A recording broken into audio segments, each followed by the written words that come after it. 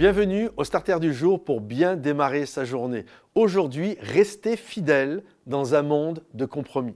Je crois qu'une des choses que nous vivons en tant qu'enfants de Dieu, c'est de rester intègre malgré tout ce qui veut nous amener autour de nous à nous désintégrer. Il y a un appel, si on n'est pas intègre, on se désintègre. Donc il y a un appel vraiment à savoir faire face et à garder son cœur plus que toute autre chose. Regardez Daniel, lorsqu'il va se retrouver dans sa situation où tout est là, lui faire manger des viandes sacrifiées aux idoles, enfin bref, il y a toutes sortes de choses qui sont là pour l'amener littéralement à perdre son intégrité. Mais Daniel va faire le choix de l'intégrité. Daniel va montrer qu'il est possible de rester intègre dans une situation où tout le pousse à se désintégrer. Regardez exactement Samuel. Samuel, lorsque sa maman l'amène au temple, le prêtre Élie, qui n'est pas le grand prophète Élie, mais qui est vraiment un prêtre qui était vraiment médiocre, qui était enclin à toutes sortes de choses qui n'étaient pas bonnes, de mélange, de choses de Dieu, de pas de Dieu. Ses propres fils faisaient n'importe quoi au temple, ils couchaient avec des femmes devant le temple, ils piquaient l'argent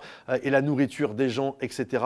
Et lorsque la maman de Samuel l'a laissé, vous imaginez dans ce temple, ça devait être dur pour une maman de laisser son enfant dans un endroit comme ça, la Bible nous montre que Samuel grandissait en grâce et en intégrité devant Dieu. Et un jour même, Dieu va l'appeler en l'appelant Samuel, Samuel, et il va aller voir le prêtre Élie, puis le prêtre Élie va comprendre, il va dire, quand il t'appelle, dis, ton serviteur t'écoute.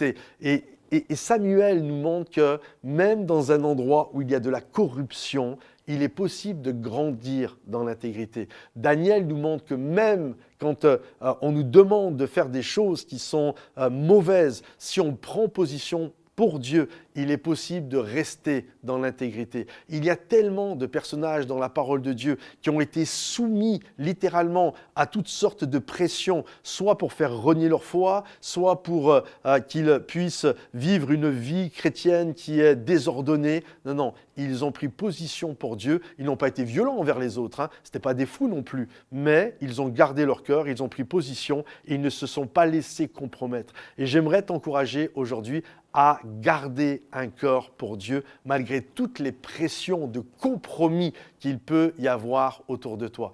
Alors demande au Seigneur qu'il te fortifie et prends courage. Que Dieu te bénisse. Si ce message t'a encouragé, pense à le liker, le partager et à le commenter. Bye bye.